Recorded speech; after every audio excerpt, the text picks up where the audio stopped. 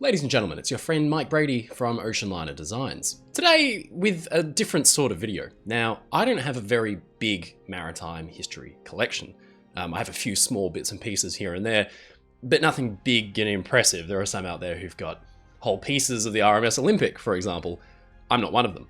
But I do have 3 pieces here that are really special that I wanted to share with you. And I'm wearing my Mickey Mouse gloves because I don't want to damage them or get any skin oil on them. But these are 3 artifacts from the sinking of the RMS Empress of Ireland that each tells a very specific and different part of the story. I thought that I'd run through them and kind of tell you what they represent and what they mean to me, because I'm so absolutely thrilled to be able to have these as part of my collection.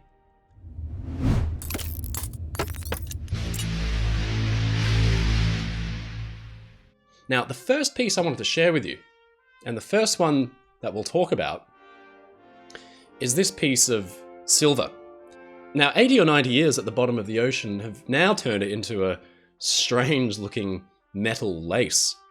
But this was once a beautifully ornate piece of fruit bowl, and it speaks to the craftsmanship and the quality of the liner itself, the Empress of Ireland, because no expense was spared by her owners, Canadian Pacific, in her and her sister ship, the Empress of Britain's construction. In the late 1890s, the Canadian Pacific Railway operated a vast empire, literally spanning the globe, with a fleet of ships and steam locomotives working in tandem to carry passengers all over the world. It was famously advertised by the company that one could travel from Canada across the Pacific to Japan, China and India, and then on through to Egypt, France and Britain, before arriving back in Canada again, all without once ever having stepped foot from off of either a Canadian Pacific steamship or train. By 1905, however, the company had a need for a new breed of liner to service its most profitable and probably most prestigious route, the transatlantic service from Liverpool, England to Montreal, Canada. Previously, the route had been operated by a group of ships, each about 9,000 gross registered tons, but the new sisters that were planned by Canadian Pacific would be much larger. They were about 14,000 gross registered tons, large too, about 570 feet long. They looked the part as well. The previous generation of single-funnel cargo hybrid liners looked almost utilitarian. These 2 new identical sisters with their tall, twin funnels would look much more like the prestigious transatlantic liners operated by the likes of Cunard and White Star Line. Everything about these 2 new ships would be of the highest quality for their passengers, and they would bring a new standard of luxury to the British-Canadian service. The extra tonnage of the new ships ensured more passenger capacity, and even some nice new spaces to enjoy, such as a first-class music room. Third-class children even had a sandpit to play in. When Empress of Ireland was introduced, Montreal's Irish community was thrilled with the name choice, and gifted a set of silk flags to the ship, which her captain had flown. As such, the liner became a favourite with many Irish immigrant families looking for passage to the New World.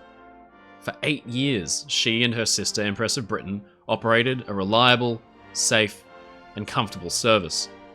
But then, in 1914, everything changed. Unlike many other parts of the wreck, which are now totally nondescript and rusted and covered in sea life, this is very, very distinctive, and you can immediately tell what it is and where it came from. And in fact, it's even in a photograph taken from around about the time of the Empress of Ireland's introduction. Carefully polished and proudly placed on the first-class dining saloon tables each day, these small fruit bowls are indicative of the care and attention to detail that Canadian Pacific took in planning and building these magnificent ocean liners, and they show the level of luxury that first-class passengers could have enjoyed on board.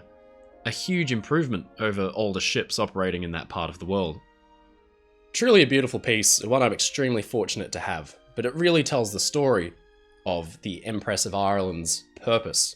Now, the second piece I wanted to talk to you about today, this little piece of first-class dining plate here, also from the first-class dining saloon, the same as the fruit bowl. Now, this can really tell us a lot about the way in which the Empress of Ireland sank, and the clue is in the fact that it isn't a whole plate. The Empress sisters traversed the open Atlantic before entering the mouth of the mighty St. Lawrence River, which at its widest point is about 110 kilometers across, or 68 miles. But as the river continues up towards Quebec and Montreal, it gets significantly narrower and much more dangerous.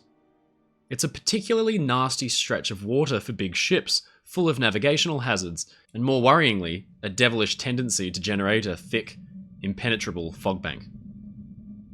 As the Empress of Ireland departed Quebec City at 4:30 p.m. on April 28th, the slow, ugly collier Storstad was lumbering upstream from the opposite direction. Aboard the Empress were about 1,470 people, and after dinner, many had turned in early, so tired were they after the day's frantic efforts of boarding. At 1:30 a.m, the Empress dropped her pilot off at the final stop along the river at Pointe-au-Père and steamed for the open ocean. Soon after, though, the lights of a ship were spotted just ahead, and then, at that crucial moment, the thick, unpredictable fog bank rolled in, and the two ships were invisible to each other. Just shy of 2 a.m, to the horror of the crew on the Empress of Ireland's bridge, Storstad's reinforced bow loomed clear out of the fog and heavily crashed into the Empress's side. It was a devastating blow, right on a critical watertight bulkhead in the engine room, and tons of seawater flooded into the ship immediately. There was nothing that could be done. The damage was so severe that the Empress took on an immediate list or lean over onto her starboard side, and just 14 minutes later, she had rolled over entirely and sunk.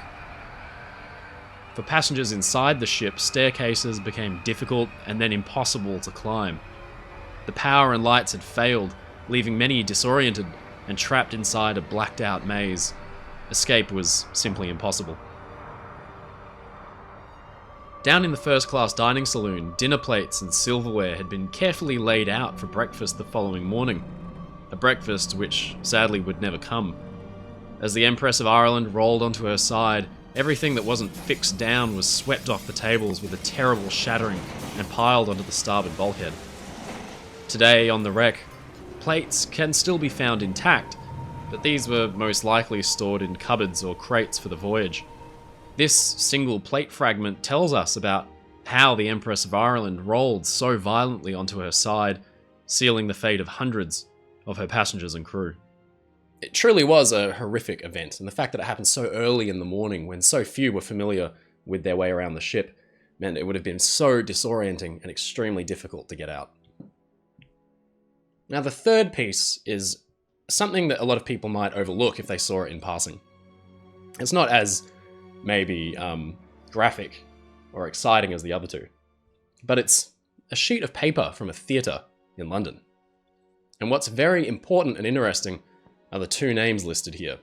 And this single sheet can tell us a lot about the human cost of the Empress of Ireland, because it has been signed by two of the most renowned victims of the disaster. That was the famous acting couple, Lawrence Irving and his wife, Mabel Hackney. The Empress of Ireland embarked about 1,057 passengers at Quebec City, and among them were the Irvings, renowned theatre actors from England. Lawrence had come from good acting stock, being the son of famed dramatist Henry Irving.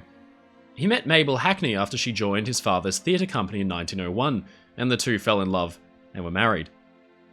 From then, they were nearly inseparable and frequently acted together, often in plays that Lawrence himself had written. In the 1910s, Lawrence had managed the Duke of York's theatre in London, which is where both he and Mabel had signed this theatre sheet for a guest. And then in 1914, the pair had gone on a huge tour with their troupe, first to Australia and then North America. It was a massive effort, and the two were absolutely homesick, writing that they were very much looking forward to getting back home. On April 23rd, 1914, the pair last appeared on stage together in Winnipeg and travelled ahead of their group. So homesick were they that they even booked to sail on the Empress of Ireland, purely because it would get them home 2 days earlier than had originally been planned. Their last moments together are, as ever, shrouded in conjecture, although one witness, a Mr. F. Abbott, reported later that he had met the two shortly after the collision. "Is the boat going down?" Lawrence had asked. Abbott responded that yes, it was, and Lawrence turned to his wife, who had begun to cry, and said, "Dearie, there is no time to lose." Just then the ship lurched onto its side and Lawrence was thrown up against a bulkhead, slashing his face and drawing blood. Mabel began to panic, and Lawrence begged her to stay calm, but she clung onto him for dear life. He forced a life belt over her head and began to practically carry her up the tilting staircase. "Look after yourself first, old man," Lawrence had said to Abbott. The two were not definitely seen again, and they were lost in the disaster. Of course, it wasn't just the Irvings.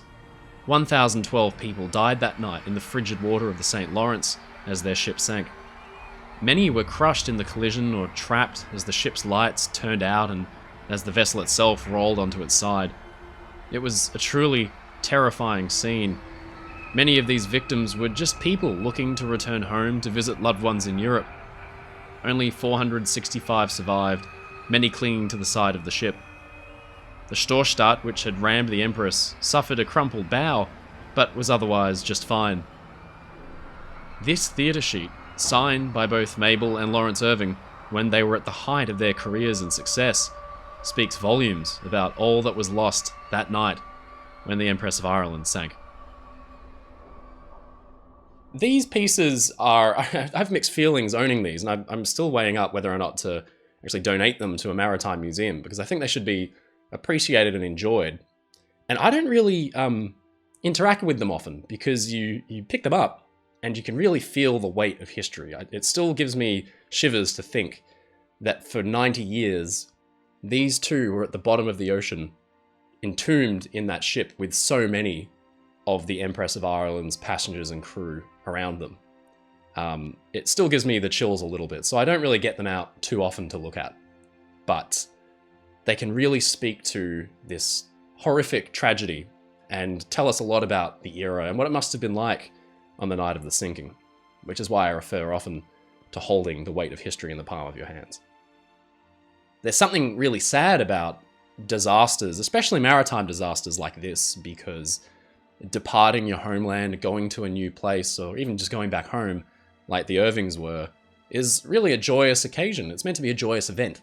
So people are maybe a little melancholic to be leaving home, but largely excited to be going places. You often get postcards and letters from people on board these liners, and they're excited to be going somewhere. So to have that happy event cut short, to have these lives ended in such a way, is always a real tragedy. So I just wanted to share these pieces with you as a small tribute to the Empress of Ireland and to just mark the event of the anniversary of the ship sinking. So, as always, thank you so much for watching, and I'll see you again next time. Ladies and gentlemen, it's your friend Mike Brady from Oceanliner Designs. Thank you so much for watching this video. Please think about liking and subscribing to the channel.